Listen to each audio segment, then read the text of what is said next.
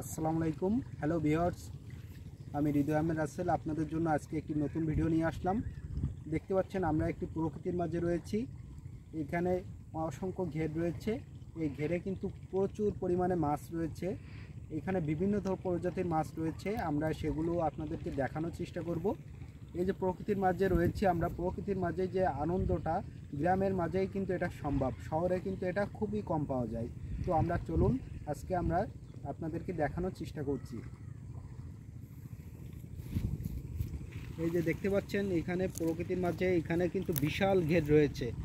এই ঘেরে কিন্তু প্রচুর পরিমাণে বিভিন্ন প্রজাতির মাছ রয়েছে, যে মাছগুলো আমাদের দেশের চাহিদা মিটিয়ে বিদেশেও রপ্তানি করা হয়ে থাকে।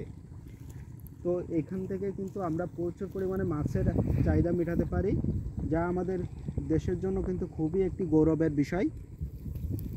তো আমরা দেখতে পাচ্ছেন এখানে কিন্তু যে গেটে আমি দাঁড়িয়ে রয়েছি, এখানে কিন্তু বিভিন্ন প্রজাতির বাগদা মাছও রয়েছে। এই বাগদা মাছ কিন্তু কতটা বাংলাদেশের মানুষ চাহিদা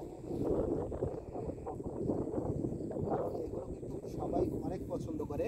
তো আমরা দেখানোর চেষ্টা করব, যখন মাছ জাল থেকে মারা হবে তখন যদি আমরা চেষ্টা করব, তখনই আপনারা সহজেই বুঝতে পারবেন। কেননা এখন তো মাছ মারার সময় নয়, যখন সময় হবে তখন আমরা সেটাও দেখাবো।